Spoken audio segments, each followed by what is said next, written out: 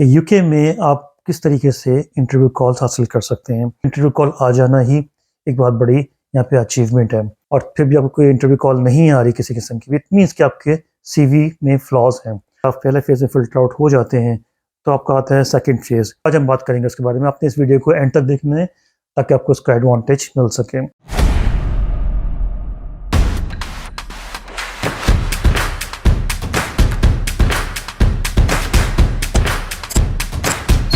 अस्सलाम वालेकुम दोस्तों, आज मैं बात करूंगा सीवीज़ के बारे में कि यूके में आप किस तरीके से इंटरव्यू कॉल्स हासिल कर सकते हैं। क्योंकि अगर आप किसी भी जॉब के अगेंस्ट आप सीवी भेजते हैं और आपको इंटरव्यू कॉल रिसीव हो जाती है तो it means you have done 70%, means 70% success has done. क्योंकि सिर्फ इंटरव्यू कॉल आ जाना ही एक बहुत बड़ी यहाँ पे अचीवमेंट है। तो अगर आप यूके बेस्ड हैं, अगर आप यूके में ऑलरेडी मौजूद हैं, आप स्टूडेंट वीज़ा पे हैं, आप डिपेंडेंट वीज़ा पे हैं और आप कंटिन्यूसली आप जॉब सर्च कर रहे हैं और आपको कोई इंटरव्यू कॉल नहीं हो रही, या अगर आप मिडल ईस्ट से अप्लाई कर रहे हैं, आप इंडिया, पाकिस्तान, बांग्लादेश से अप्लाई कर रहे हैं और फिर भी आपको कोई इंटरव्यू कॉल नहीं आ रही किसी किस्म की, इट मीन्स कि आपके सीवी में फ्लॉज हैं। कुछ ऐसी चीज़ें हैं जो कि उसको फ़िल्टर नहीं कर पा रही और जिसकी वजह से आपको रिक्रूटर या कोई डायरेक्ट एम्प्लॉयर कॉल नहीं कर रहा। तो आज हम बात करेंगे उसके बारे में। आपने इस वीडियो को एंड तक देखना है ताकि आपको उसका एडवांटेज मिल सके। तो फर्स्ट ऑफ ऑल, अपने सीवी में कीवर्ड्स को इंक्लूड कीजिए किसी भी जॉब के अगेंस्ट, क्योंकि वो कीवर्ड्स ही बेसिकली उसको फिल्टर आउट करते हैं। क्योंकि यूके में जब भी कोई सीवी रिसीव होता है किसी कंपनी में, मतलब एक मिडिल लेवल की कंपनी में, तो उसमें एप्लीकेशन ट्रैकिंग सिस्टम में हो जाता है सीवी। उसको फिल्टर आउट किया जाता है कि क्या वो जॉब पोस्टिंग के कीवर्ड्स के साथ किस हद तक मैच कर रहा है। ये चीज़ इंश्योर कीजिए कि आपने किसी भी जॉब के अगेंस्ट अप्लाई किया तो आपके कीवर्ड्स आपकी एप्लीकेशन में मौजूद हैं, फर्स्ट ऑफ ऑल। सेकेंडली, अपने सीवी को प्रिसाइज रखिए। अगर आप एंट्री लेवल की जॉब पर हैं, अगर आप जस्ट आपका 2 इयर्स का एक्सपीरियंस है और इवन कि अगर आपका 5 ईयर का भी एक्सपीरियंस है तो भी आपका सीवी 1 और 2 पेज से ऊपर नहीं जाना चाहिए। आपका सीवी से वो 2 पेजेस तक उसको रीड करेगा। और उसके साथ साथ ये कि अपने सीवी में बुलेट पॉइंट्स को रखिए और कीवर्ड्स को हाईलाइट कीजिए ताकि वो पहली जो फेज़ है स्क्रूटनी की उसको पास कर सके। सेकेंडली, आपका सीवी, अपने सीवी में फ़ोटोज़ को इंक्लूड मत कीजिए किसी किस्म के भी। अगर आपका सीवी टेक्निकल है तो उसमें किसी किस्म का कोई कलर यूज़ मत कीजिए। वैसे मैं रिकमेंड करता हूँ कि आप अपने सीवी में कभी भी कोई कलरफुल फॉन्ट यूज़ मत कीजिए, कोई कलरफुल टेम्पलेट यूज़ मत कीजिए। सीवी को, प्रोफेशनल सीवी को जो है वो उसके अंदर कोई कलर्स नहीं होने चाहिए किसी किस्म के भी, और उसे बहुत प्रोफेशनल उसकी लुक होनी चाहिए। अपनी कॉन्टैक्ट डिटेल्स बिल्कुल हाईलाइट रखिए, टॉप पे रखिए, समरी बयान कीजिए उसके अंदर। आप पहले फेज़ में फिल्टर आउट हो जाते हैं तो आपका आता है सेकंड फेज़, जो मैनुअल रीडिंग की जाती है। मीन्स लाइक कोई ह्यूमन रिसोर्स डिपार्टमेंट का हेड या कोई भी बंदा उसको रीड करेगा सीवी को। फर्स्ट फिल्ट्रेशन के बाद क्या ये सीवी उस जॉब की स्किल रिक्वायरमेंट से मैच कर रही है या नहीं। तो यहाँ पे क्योंकि एक ह्यूमन उसमें उसको रीडिंग कर रहा है तो यहाँ पे याद रखिए कि बुलेट पॉइंट्स और इट शुड बी प्रिसाइज। अपनी कम वर्ड्स में अपने स्किल्स को रिप्रेजेंट कीजिए, क्योंकि अभी आप मौजूद नहीं है, आपको सीवी आपके बारे में बता रहा है। द फर्स्ट पेज आपका फर्स्ट इंप्रेशन है, इसमें आपकी समरी हो, आपकी अचीवमेंट हो, और उसके साथ साथ फिर आपके एजुकेशन का, मतलब एक ही पेज पे आप चाहें तो लेफ्ट पे आप अपने मेंशन कीजिए अपनी एजुकेशन को, अपने स्किल्स को, और राइट पे आप मेंशन कीजिए अपने प्रोफेशनल एक्सपीरियंस को, ताकि पहले पढ़ने वाले को फर्स्ट क्लास में नज़र आ जाए कि आपकी स्ट्रेंथ क्या है। ये स्ट्रेंथ ही आपको आगे उसको लेके जाएगी और उसको वो रीड करेगा फर्दर। तो ये की पॉइंट्स हैं सिर्फ अभी मैनुअल रीडिंग के। इसके बाद अपने सीवी में ख़ास तौर पे अपने फ़ोटोज़ को इंक्लूड मत कीजिएगा, कलरफुल मत रखिए सीवी को। एक कोई भी, चाहे टेक्निकल सीवी हो या नॉन टेक्निकल सीवी हो, उसको एक प्रोफेशनल लुक आने चाहिए। चाहे आप अगर इवन मार्केटिंग या बिजनेस डेवलपमेंट या इस तरह का प्रोफेशन, उसमें भी अगर आप अप्लाई कर रहे हैं या वेब डेवलपर के लिए अप्लाई कर रहे हैं तो भी अपने सीवीज़ को कलर से दूर रखिए, क्योंकि ये एक डॉक्यूमेंट ऐसा है जो कि बहुत जल्दी रीड किया जाता है। विदिन 5 सेकेंड्स जो है वो अगर आपने उसकी अटेंशन को ग्रैब नहीं किया है मैनुअल रीडर को, तो समझें कि आपका सीवी सेकंड फेज से भी बाहर निकल गया और फिर वो उसके फिल्टर होने के कोई चांसेस नहीं है। अपने सीवी में एब्रिविएशन बिल्कुल यूज़ मत कीजिए, क्योंकि एक्रोनियम्स, एब्रिविएशन ज़रूरी नहीं कि आपको जो ह्यूमन रीडर है वो एब्रिविएशन को, एक्रोनियम को समझता हो, क्योंकि हर इंडस्ट्री के अलग अलग एब्रिविएशंस होते हैं। तो अगर आपकी इंडस्ट्री में वो समझने वाला मौजूद है, लेकिन हो सकता है कि जो रीडर हो वो उसको ना जानता हो, तो वो लाजमी उसको अपसेट हो जाएगा कि ये क्या क्या मीनिंग है इस एब्रिविएशन के, और वो उसको सर्च नहीं करेगा, वो आपका डायरेक्टली सीवी को साइट पे रख देगा क्योंकि वो सीवी अनक्लियर है। तो ये चीज़ अपने ध्यान में रखिए कि एक्रोनियम्स का इस्तेमाल बहुत एहतियात से कीजिए, अपनी इंडस्ट्री के मुताबिक कीजिए, और अगर वो आपकी इंडस्ट्री के थोड़ा सा बाहर का अप्लाई कर रहे हैं पोजीशन के लिए तो आप उसको उसमें एक्सप्लेन कर दीजिए क्लियरली। अपने सीवी की मल्टीपल टाइम प्रूफ रीडिंग कीजिए, क्योंकि आपके सीवी में अगर कोई एक भी स्पेलिंग मिस्टेक हुई तो समझें ये स्टेट ऑफ रिजेक्शन है, कि कोई भी रिक्रूटर कभी भी आपके सीवी की स्पेलिंग मिस्टेक को माफ़ नहीं करेगा। एक अनफॉरगिवेबल मिस्टेक होती है, क्योंकि आपका सीवी ही आपको रिप्रेजेंट कर रहा होता है। इट शोज़ कि अगर आपके सीवी में कोई भी एक spelling mistake, it means you are careless. आपने उस डॉक्यूमेंट को ही आपने इंपॉर्टेंस नहीं दी जिस डॉक्यूमेंट को आप बेसिकली एज अपना रिप्रेजेंट भेज रहे हैं। मतलब वो बेसिकली आपकी तरह का एम्बेसडर है, आपको एक तरह का सफ़ीर है जो कि आपको शो कर रहा है जाके कि आप क्या हैं। अगर उसमें कोई स्पेलिंग मिस्टेक है, ग्रामेटिकल एरर है, या उसमें कोई फॉर्मेटिंग का एरर है, तो इट मीन्स कि आप अपने काम में सीरियस नहीं हैं।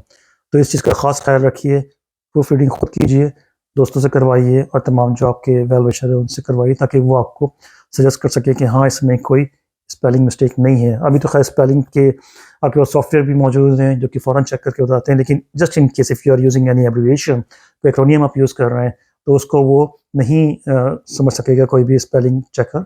तो वो आप अपनी इंडस्ट्री के रेलेवेंट लोगों से भी चेक करवाइए किस सर्टिफिकेशन की तरफ मूव कर रहे हैं, क्योंकि जिस इंडस्ट्री में आप मौजूद हैं, फॉर एग्जांपल अगर मैं बात करता हूँ इंजीनियरिंग इंडस्ट्री की, तो इसमें अगर आप अपने सीवी में ये मेंशन करें कि आप टूवर्ड्स मास्टर्स कोर्स करना चाह रहे हैं, अगर आपने ग्रेजुएशन की हुई है, या अगर आप ऑलरेडी मास्टर कोर्स कर चुके तो आप टूवर्ड्स चार्टरशिप की तरफ जा रहे हैं, तो अपने सीवी में हमेशा ये चीज़ क्लियरली मेंशन कीजिए कि you are going towards a particular direction. Registration नहीं भी है तो आप ये बताइए कि आप रजिस्ट्रेशन के लिए आप काम कर रहे हैं। प्रोजेक्ट मैनेजमेंट प्रोफेशनल की आप बात करें, पीएमपी सर्टिफिकेशन की, तो आप उसकी तरफ जा रहे हैं। अपने सीवी में थोड़ी क्वांटिफिकेशन यूज़ कीजिए। मीन्स अगर आपने कोई प्रोजेक्ट कंप्लीट किया है और उसको क्वांटिफाई कीजिए कि वो प्रोजेक्ट की वैल्यू कितनी थी। चीज़ें बहुत जल्दी आपको फ़िल्टर आउट करती हैं। क्वांटिफिकेशन इसलिए ज़रूरी है क्योंकि ये इनिशियल फ़िल्ट्रेशन में भी ये चीज़ देखी जाती है कि आपका वैल्यू कितनी थी, किसी प्रोजेक्ट पे आपने काम किया उसकी कितनी वैल्यू थी, कि अपना क्या रोल था उसके अंदर। चाहे आप एक बुलेट पॉइंट के अंदर शो कर दीजिए कि आप अकाउंटेबल थे उस तमाम प्रोजेक्ट की प्लानिंग के। फॉर एग्ज़ाम्पल रिस्पॉन्सिबल होना, अकाउंटेबल होना, इस चीज़ को ख़ास तौर पे इम्पोर्टेंस दी जाती है, स्पेशली तमाम बाहरी कंट्रीज़ में, इंडिया पाकिस्तान में तो खैर उस चीज़ को इतना इम्पोर्टेंस नहीं दी जाती है, लेकिन ख़ास तौर पे यूरोप में, यूके में इसकी ख़ास एक अहमियत होती है कि आप ख़ुद को अकाउंटेबल समझते हैं, ख़ुद को रिस्पॉन्सिबल समझते हैं, और अब इसीलिए आपको जो है वो कोई भी रिस्पॉन्सिबिलिटी देना आसान होती है। सीवी के बहुत सारे फॉर्मेट मिल जाएंगे, सीवी लाइब्रेरी से मिल जाएंगे, परफेक्ट सीवी से मिल जाएंगे। ज़रूरी नहीं कि आप पूरा फॉर्मेट को फॉलो करें।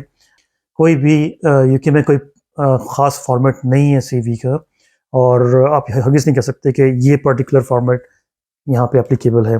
जैसे यूके के सीवीज़ में कोई भी अपनी फ़ोटो यूज़ नहीं करता है इसके अंदर, क्योंकि फ़ोटोज़ लगाना नॉर्मली यहाँ पे प्रेफरेबल नहीं होता, चाहे वो टेक्निकल सीवी हो चाहे नॉन टेक्निकल सीवी हो। और सबसे अहम तरीन चीज़ ये है कवर लेटर। अगर आपका सीवी रेडी है तो अपना कवर लेटर आप सीवी से अटैच मत कीजिए, आपकी जो ईमेल की बॉडी है वहाँ पे आप अपनी cover letter, as a cover letter इसको यूज़ कीजिए, है कि आप क्यों अपने आप को प्रेजेंट कर रहे हैं, या इस जॉब के लिए आप उसको सूटेबल क्यों समझते हैं। तो ये बेसिकली आपका कवर लेटर है। अक्सर लोग मिसअंडरस्टैंड करते हैं यहाँ पे कि वो अपने सीवी के साथ कवर लेटर अटैच करते हैं और फिर उसको ईमेल करते हैं। तो जब भी आप सीवी को ईमेल करते हैं, आप उसके अंदर कवर लेटर यूज़ नहीं करते, आप सीवी की, आप ईमेल की बॉडी के अंदर बेसिकली ऐसा कवर लेटर्स को लिख रहे होते हैं। आपका सीवी रेडी हो गया, आपका कवर लेटर रेडी हो गया, तो मेक श्योर कि जब पहली फ़िल्ट्रेशन हो जाती है तो सेकंड, क्योंकि वो फिर किसी ह्यूमन को इसको पढ़ रहा होता है, ना ईमेल आईडी को थोड़ा सेंसिबल रखिए। और फ़नी किस्म के ईमेल एड्रेस होते हैं, हालाँकि वो किसी टेक्निकल जॉब के लिए अप्लाई कर रहे हैं। अगर आपका ईमेल एड्रेस जो है वो बहुत ही फ़नी सा होगा, तो जो भी ह्यूमन रीडर है वो फिर एक ज़ाहिर है ह्यूमन है, उस पर हरगिज़ भी अच्छा इंप्रेशन नहीं जाएगा। और फर्स्ट उसकी इंप्रेशन यही होगा, थिंकिंग ये होगी कि इज़ अ नॉन सीरियस, जो अपनी जॉब के लिए भी, एप्लीकेशन के लिए भी सीरियस नहीं है। तो काइंडली उसको ख़ास तौर पे इन चीज़ों को इंपॉर्टेंस दीजिए, क्योंकि तमाम टिप्स जो होती हैं आपके फर्स्ट इंप्रेशन में काउंट होती हैं। तो first impression is the last impression. आपका सीवी, आपका कवर लेटर, आपका ईमेल एड्रेस, और अगर आपके सीवी में अगर कोई भी स्पेलिंग एरर है या किसी किस्म का भी कोई फॉर्मेटिंग का एरर है, तो आप समझेंगे तमाम चीज़ें आपको they will lead you to rejection. इसमें आपका CV फ़ौरन डस्टबिन में चला जाता है और उसके बाद कोई इसको रीड करने की ज़हमत नहीं करता। चाहे आप पार्ट टाइम जॉब के लिए अप्लाई कर रहा हूँ, आप स्टूडेंट वीज़ा पे हैं, आप 20 आवर्स के लिए जॉब कर सकते हैं, तो भी आपको CV अपना तैयार करना होगा। और अगर आप किसी एंट्री लेवल पे जा रहे हैं, फुल टाइम जॉब की एंट्री लेवल है या आप मिडल लेवल पे अप्लाई कर रहे हैं, इवन आप सीनियर लेवल पे अप्लाई कर रहे हैं, तो भी ये तमाम टिप्स उस पे एप्लीकेबल होती हैं। इंटरव्यू कॉल आ जाती है तो इट मीन्स कि आपने 70% 75% आपने अचीव कर लिया, 30% आपके स्किल्स हैं, लेकिन उस बारे में सेपरेट वीडियो में बात करूँगा कि इंटरव्यू के लिए खुद को किस तरह प्रिपेयर कर सकते हैं आप। ज़रूरी नहीं कि अगर आप मिडल ईस्ट में जो CV बना रहे हो वही उसी तरह के नॉर्म्स जो हैं वो आपका यूरोप में या UK में भी एप्लीकेबल हो। Understand all those things, all those point, try to consider them, क्योंकि यही चीज़ आपको इंटरव्यू तक लेके जाती है। कोई भी कंपनी किसी एक जॉब के अगेंस्ट कोई 1000 लोगों को कॉल नहीं करती इंटरव्यू के लिए, इवन के 500 को भी कॉल नहीं करती। They normally take only just 15 to 20 people maximum interview जो है, चाहे वो टीम्स पे हो रहा हो, चाहे वो कॉल्स के थ्रू हो रहा हो, क्योंकि एक इंटरव्यू लेने वाले के पास भी इतना टाइम नहीं होता, क्योंकि जाहिर है वो भी आवरली बेस पे चार्ज कर रहा होता है। उसकी अपनी कोई भी मिडिल लेवल का, मिडिल मैनेजमेंट का लेवल का बंदा भी अगर इंटरव्यू ले रहा होगा या सीनियर मैनेजमेंट का, तो भी उसके भी आवर्स काउंट हो रहे होते हैं। जाहिर है वो अपने रेवेन्यू जनरेशन को छोड़ के वो इंटरव्यू के लिए लेने के लिए बैठा है। अगर कोई पैनल है तो हर एक पैनल में 3 लोग बैठे हुए हैं, तो तीन लोगों की टच में तो 3 आवर्स, 1 आवर का इंटरव्यू है तो 3 आवर्स वो उस पर स्पेंड कर रहे हैं, प्लस हाफ एन आवर की प्रिपरेशन उसमें काउंट होगी। तो इट मीन्स के हर बंदे का टाइम उसमें काउंट हो रहा है, तो वो टाइम उनको पे होता है, तो एक कंपनी को जाके इसके चार्जेस होते हैं। तो कोई भी कंपनी हरगिज़ भी नहीं चाहती कि वो सिलेक्शन पे इतना स्पेंड करे, क्योंकि हर कंपनी का अपना बजट होता है डिफाइंड सिलेक्शन के लिए, तो they will not call 100 people for a single job. यहाँ पे जो मोस्ट इंपॉर्टेंट थिंग है कि किसी भी उसमें एक्सपीरियंस में गैप नहीं होना चाहिए। इंटर्नशिप तो आपका एक्सपीरियंस वेरी क्लियर हो और उसमें कोई गैप ना हो। मीन्स डिफरेंट जॉब्स की हैं तो उसमें कोई गैप नहीं होना चाहिए। अगर आपके किसी भी 2 जॉब्स के दरमियान अगर for example 1 month 2 month 3 month का भी गैप है, तो ये क्वेश्चनेबल हो जाता है कि ये गैप क्यों है।